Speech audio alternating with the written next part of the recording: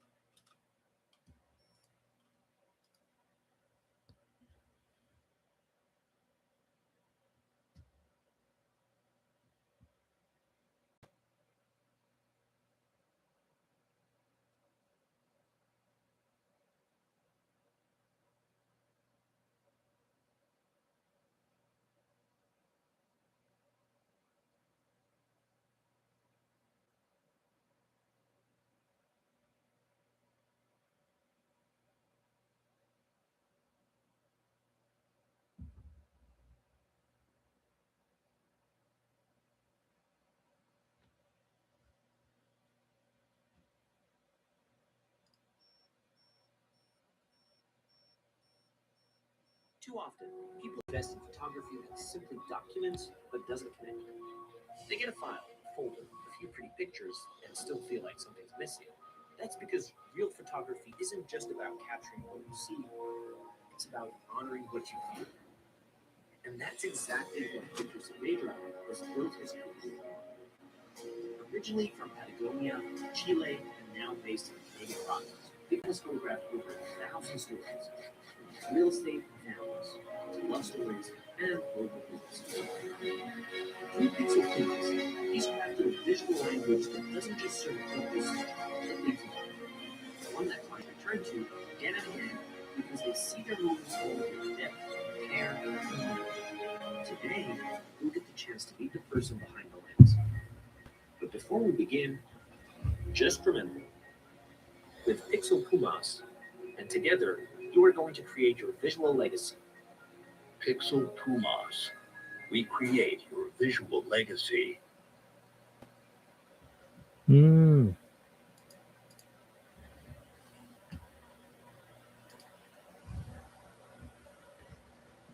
Okay, okay.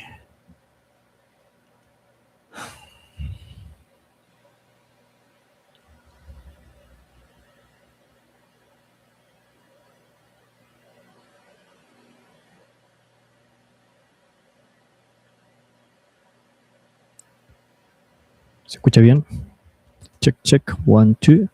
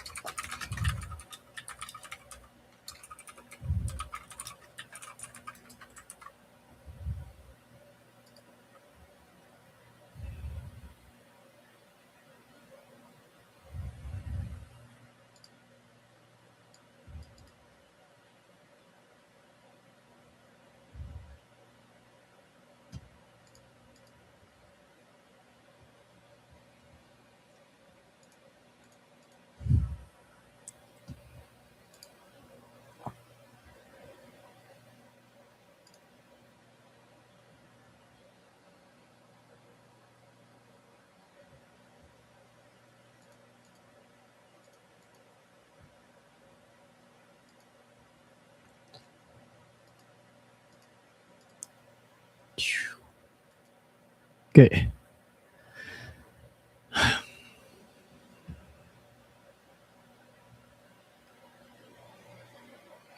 Good. It will be better to start. Well, as you watch this video, I just want to say thanks. I have few people who always ask me what are the most popular question to travel to Banff, and I have been living here for over 10 years.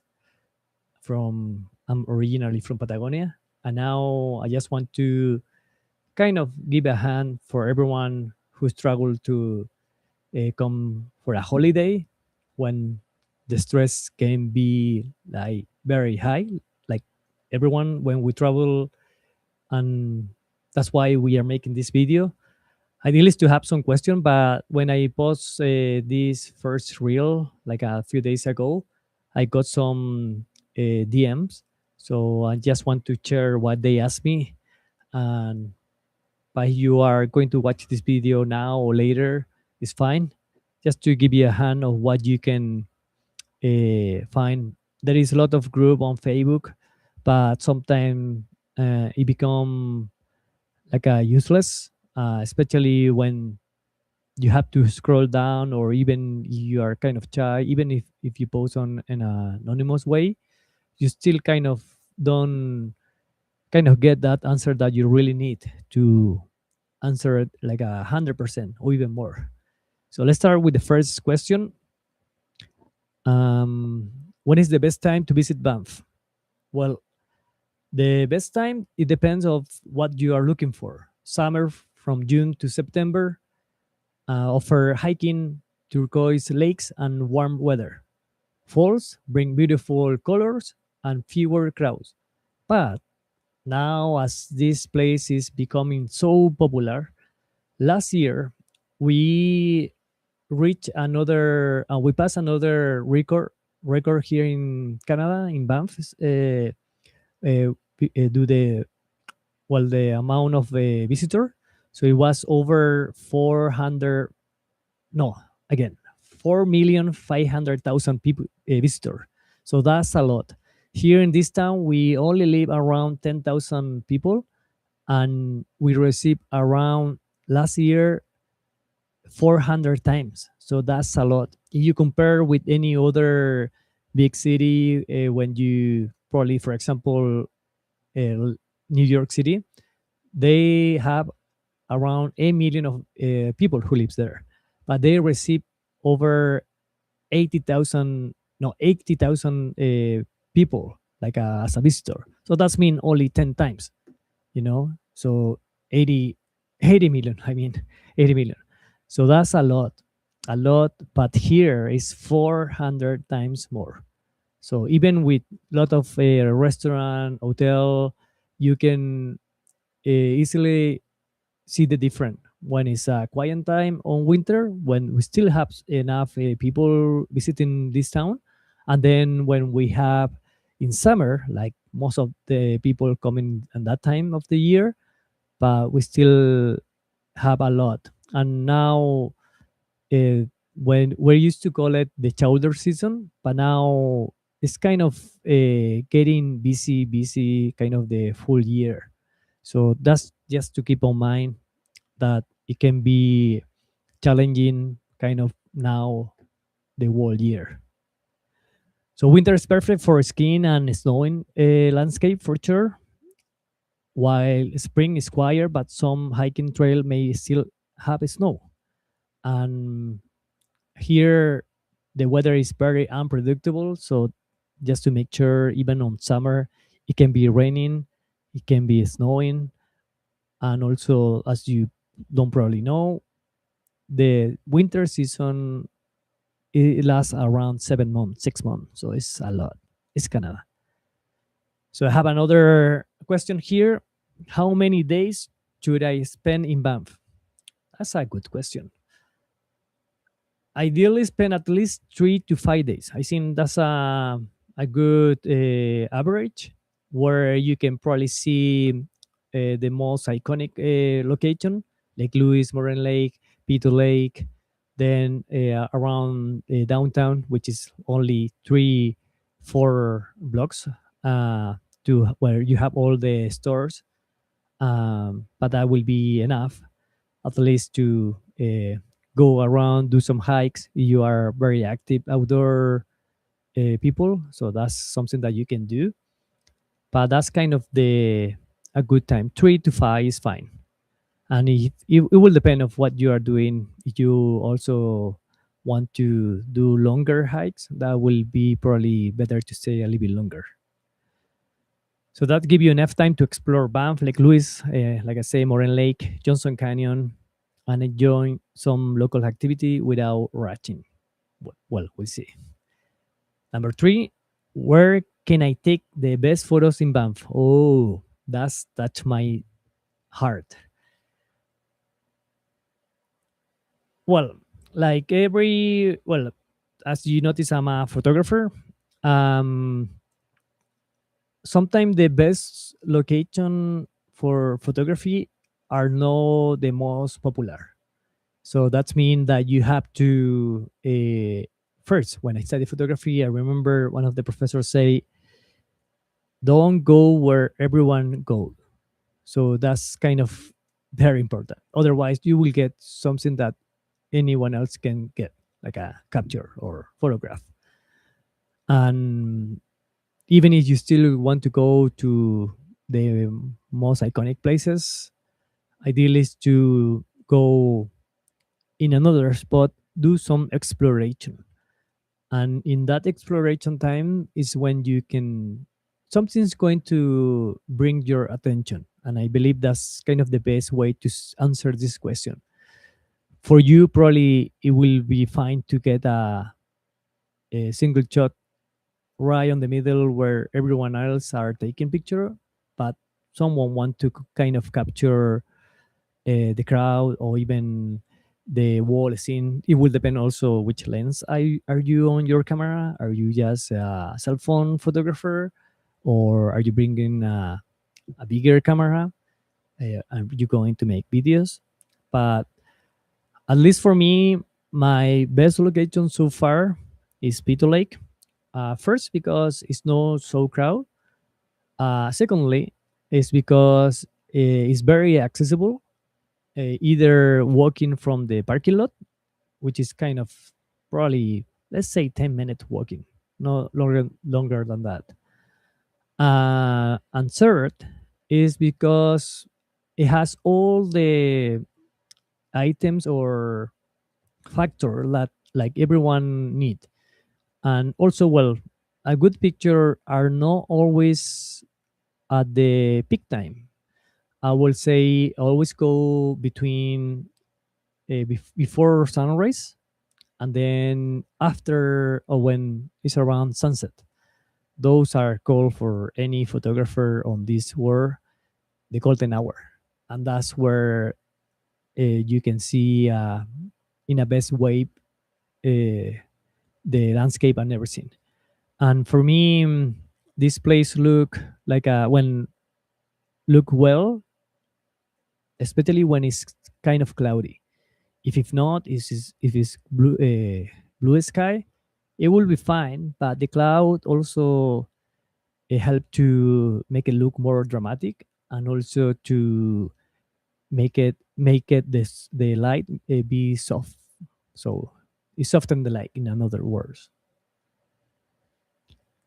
So let's mention the other places if you don't know. I'm going to make this video. Well, I'm gonna think if you never been here, you never read anything about Banff, and you are just coming very soon, and it can be sound so basic. But if this video is not for you, just skip it. But this is if this video, I'm pretty sure you are going to find something useful. So that's kind of the goal. And even if I sound very repetitive, is that's the way how other people can probably learn a part of this video or maybe everything. But I wanna just mention some best location in Banff, which is first is Moraine Lake. one of the most famous places in Canada for everything. For art, commercial photography is always there in everywhere. Then we have Lake Louise, Vermilion Lakes, which is very close to downtown. Like it's 10 minutes walking or 50 minutes walking, probably on car 5 minutes. Pito Lake, my favorite. Bow Lake, very close to Pito Lake, is before Pito Lake actually. Johnson Canyon, it's a very cool place. Surprise Corner, that's the one that is across the Fairmont, the Banff Spring Hotel, and you can see the wall castle with some mountain on the background. It's very cool. Then we have Mount Norquay. Sunrise and sunset usually provide the best lighting, and well, that's what I was saying before. Number 4, how can I avoid the crowds? Well, that's I believe when I came 10 years ago, it wasn't it wasn't that popular. Well, still, but visitors are increasing like a exponentially, like a very very bad, I would say. Uh, for some, but for others, it will be fine. It's better, but it is getting very very crowded everywhere. And to avoid it, most of the tour groups, oh well, let's say in another way. So the in in Banff, in between May to October, are the tour tours or the tours when they start to come. So and after that, between October to end of April, are is when we host most of the conference and any other event indoor. So, but when we are in May to October, are the most crowded places everywhere. But these tours start mostly around 8 to 6 p.m. So how that's work? I used to work in hotel, and I remember when we have like 5 buses, like big buses outside, waiting for people, and who they just drop, and then next day the same bus take those people, and other 5 buses came with on any other tourists. And that's why when this guy take this visitor to do another stop in different location here in Banff, is when is those time is the one that you want to avoid. So between 8 to 6 p.m.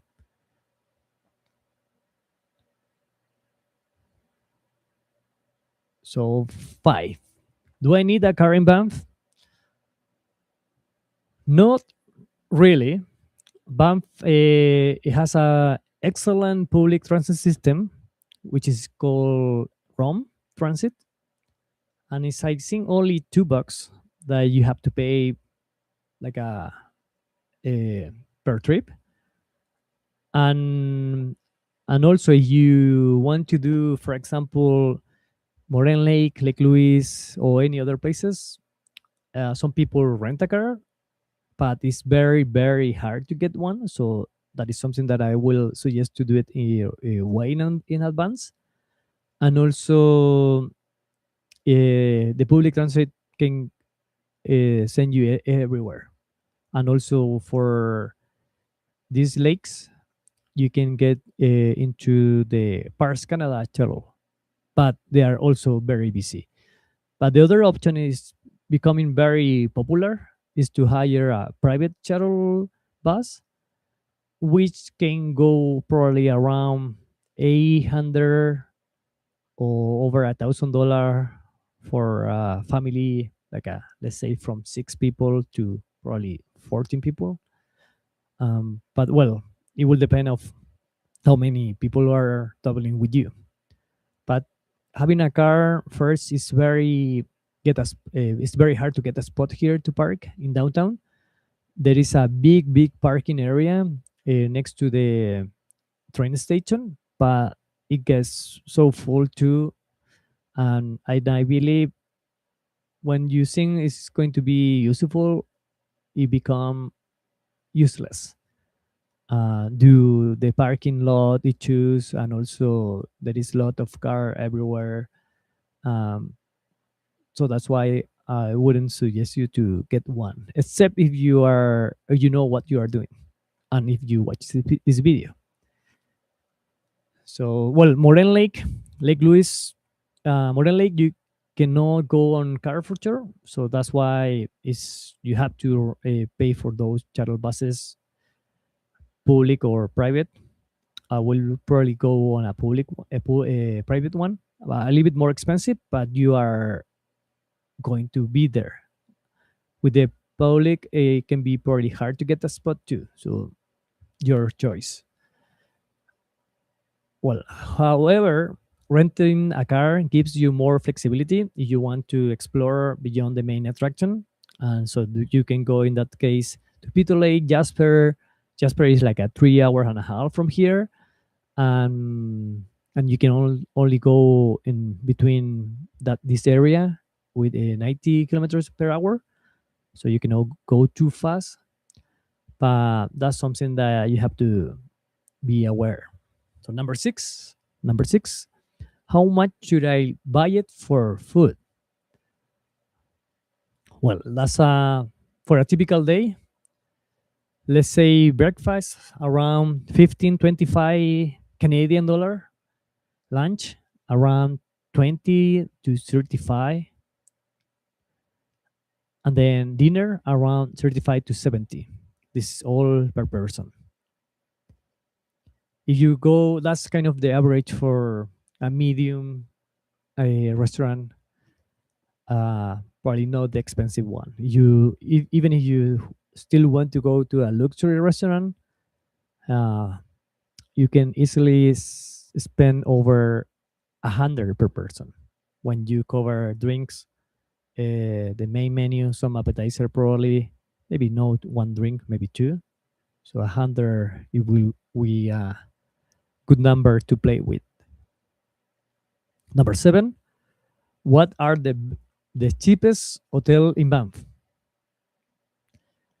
I don't know if there is a cheapest hotel in Banff, but anyways, so budget travelers usually stay at hostel or budget motels or hotel like the Samson hostel. Well, that's kind of if you don't want to pay over $500 a night, but those can get full very easily, and are most of them are just for people like backpackers, I will say, because you most of the time you share the room with someone else.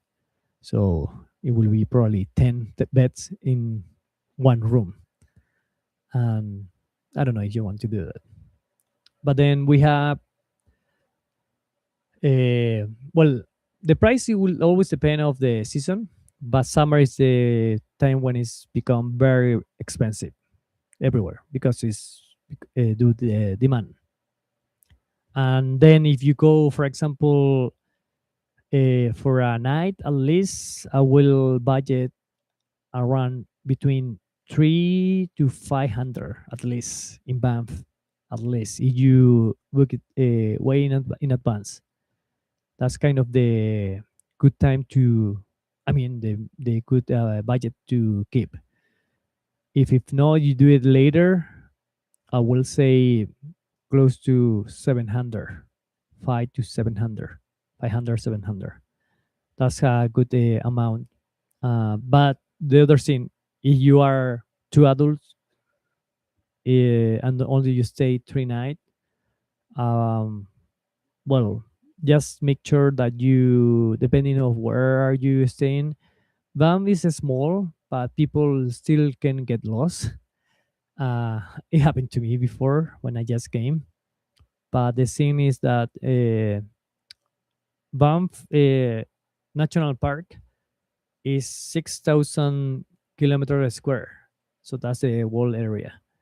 And then the town of Banff is like a 2 by no, 4 by 4 kilometer square, if I'm not wrong, but very tiny, very tiny. So it's like a 10 blocks, like before the bridge, and then a few places after the bridge, and it's tiny, but it's big. It's still big.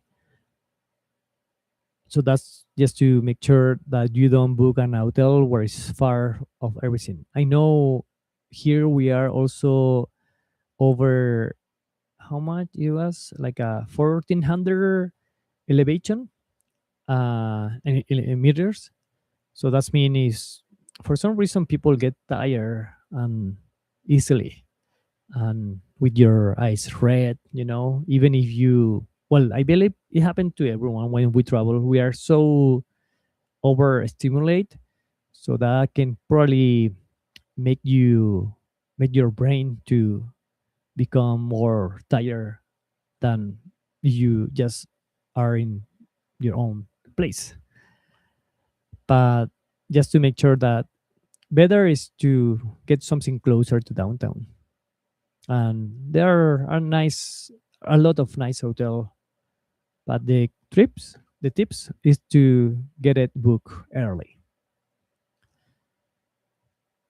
So 8, what is the most luxury hotel in Banff? Well, I believe for me, the only one luxury hotel, which is also make you go inside, is so far the Fairmont Banff Spring. It's the most iconic luxury hotel in Banff, for sure. And because it's everything, like when you, even if you go to Surprise Corner, you start to see like a wow, what is that? And it looks so big. It is so big. And then when you start to get closer on the road, you will get to a runabout, and and everything look like in another level, with Bellman's, a nicer car, like people well dressed. And if you go inside, you can still go inside to walk around some areas, but it looked like a very old, and but in a good way, luxury, like fine, fine, fine. And that's for me the only hotel which is worth it to visit, at least as a iconic place. Then there is another one who it was recently uh, purchased by the same investor, or the bigger investor of the Fairmont, which is called the Rimberg Resort Hotel. Those are nice. This is nice too. It's outside of the town of Banff boundary, on the way to the gondola, like right before, and it's nice from outside. If I see it in a like a more architectonic way, I don't like really, but they just renovate the wall hotel, so probably from inside look much better as it was before. 9, is Banff expensive? Yes, no doubt. Banff is one of the Canada most expensive destination, especially during summer.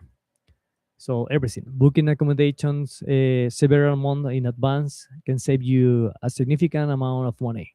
So I believe the stay is the most expensive one, and everything, even for me as a photographer, I believe is one of the most expensive business license to pay.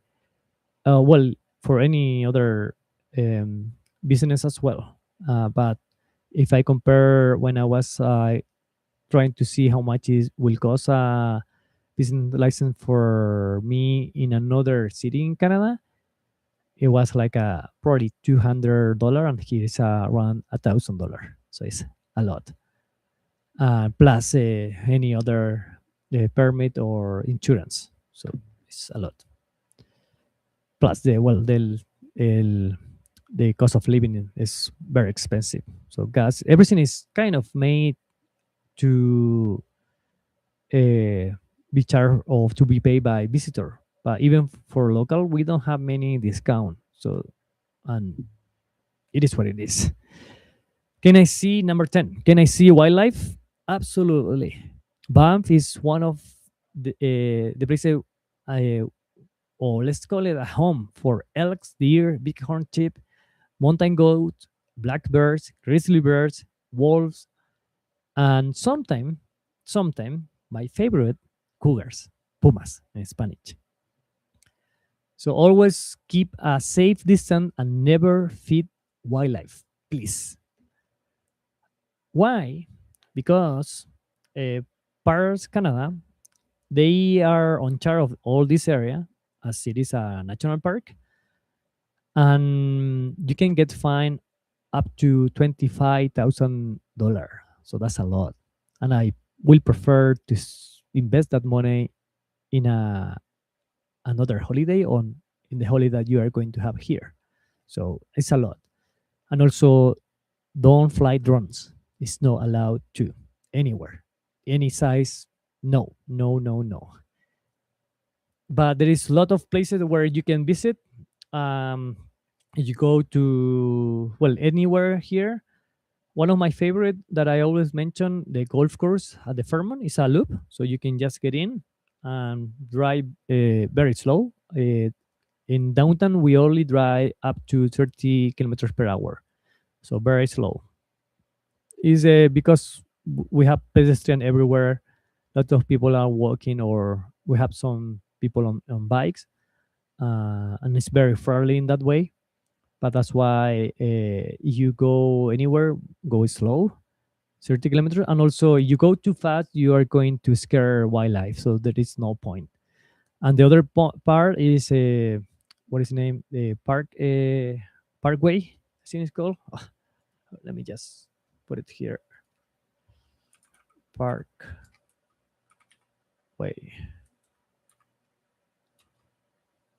Banff. Bow Valley Parkway. That's the name. Okay, Bow Valley Parkway, and that's the one that is very popular for people to go. So, and I seen there elks, deers, and bears. And but what I do, you are driving, always you have more people with you. Have one looking only to the right, and you have someone on the back looking to the left, and also yourself. Like go slow. Do you really want to spot a wildlife? That's the only way. You go too fast, there is no point. And also, as another good suggestion, if you spot them, stay at your car, and if you want to photograph this wildlife, if you have a cell phone, it's fine. But if you want to go more professional, get a longer lens, like a 200, 300, 500 millimeters, and that will be enough. But always stay in your car. And wildlife are unpredictable as the weather, so they can kick your ass in a way that you won't expect. So that's why stay away at least 50, 100 meters away, and don't take the risk to get the closer shot. Uh, First, because they might you might scare them and they are going to run away, or you are going to be on risk. And and like I say, the goal on your holidays is reduce the stress and bring happiness, no bad memories. Okay, so Minnewanka and another place to go, very close where we have our office here in the industrial area. We always see a pack of no, well, it's a lot of elks, and also what else? Well, that's Tunnel Mountain. That's another place where you can see at least elk and squirrel. A lot of squirrel on Cascade Ponds. So those are very cute. Where to pack? Weather changes quickly in the Rockies. Bring layers and waterproof jacket, hiking shoes, sun screen, sunglasses, reusable water bottle, and also mosquitoes repellent. They are wild. They are wild. And a funny fact that, well, a fact of, if you don't know, are only the females who bite you. And here, for some reason, they can bite you through your clothes. So just be careful with that. And I'm allergic, and it's very annoying. But you can also get the, what is the name, after bite, and those cost like $5, I guess.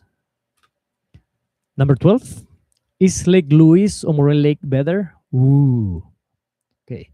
Both are incredible. Both. Um, and those both do have different hikes to do where you can see them in different perspective, which is great. For example, Lake Louise is larger, easier to access. Well, access maybe easier than Moraine for sure, and famous worldwide. That's kind of one of the most famous lake in the world, I guess. But Moraine Lake is considered even more beautiful because of its the color of the water and the valley of the 10 peaks. So 10 peaks. So when you get to ride on the parking lot, you will count 10 peaks, and it's very beautiful place. Before, like around falls, there is a beautiful hike that you can do. It's like a 3 hours and a half, like a very relaxed walking, and it's called Larch Valley. It's beautiful, very beautiful.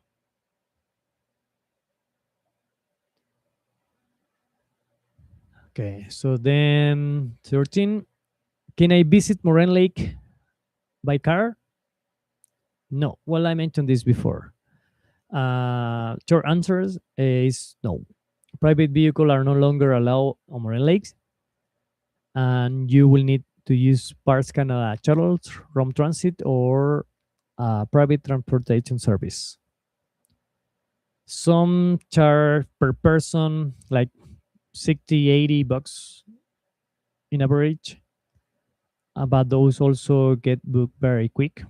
Um, uh, if you really want to live the whole experience and to see this lake on their best shape, I would suggest you go on sunrise around 3 a.m., 3 to 4 a.m. And the daylight here is it lasts like until 10, 11 p.m. So it's very similar where I'm coming from Patagonia, in Punta Arenas.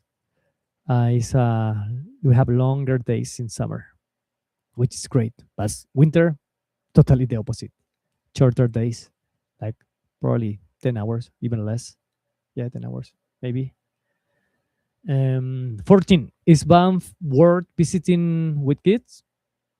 Definitely. Family enjoy easy hikes, wildlife viewing, canoeing. There is a lot of activities: gondola rides, a scenic drive, educational visitor centers. Is one of the best family destination in Canada for sure, and is a is a wonderful experience where you can see wildlife, maybe northern lights, and in that case, always check uh, northernlight.ca. You can also sign in with your email and get a notification when we have over, I see, 90% of chance to watch them. So, but I always check online like when I want to kind of do that kind of photography, or when people start to post. There is a few groups on Canada.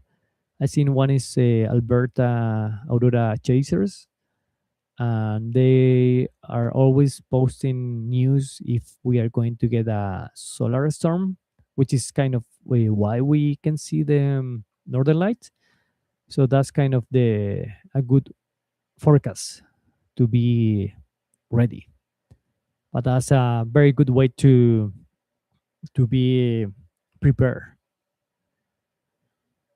What else? Number, this is the last one.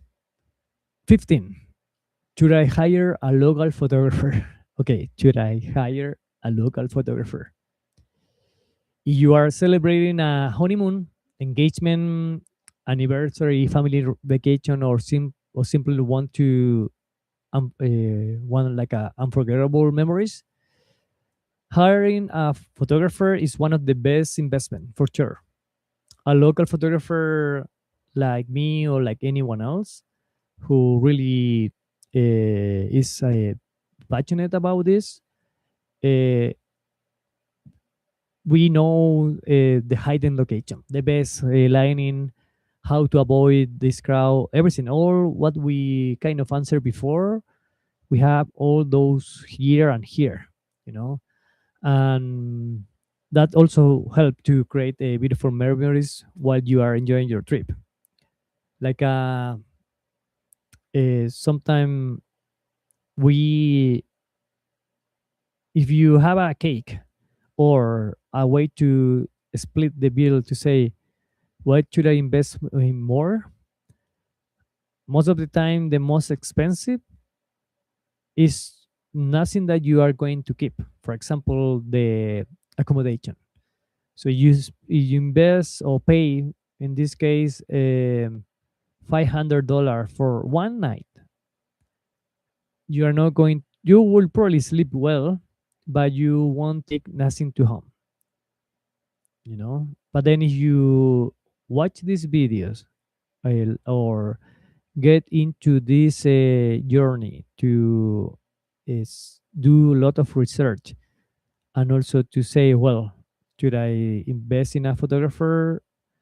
I will probably invest more time to do more research before you come, and then you can get cheaper or more convenience or better deal for your accommodation or any other item, and then whatever you can save, you can put it towards to hire a photographer. There are different level of photographer, like everywhere. The only thing is the that you always kind of need to make sure that they are reliable, and some credential like the very easy to notice are is when they have a website, and also some like a business license, insurance. If they have covered at least those three, and also you like what they do, I think that's a good way to choose a photographer.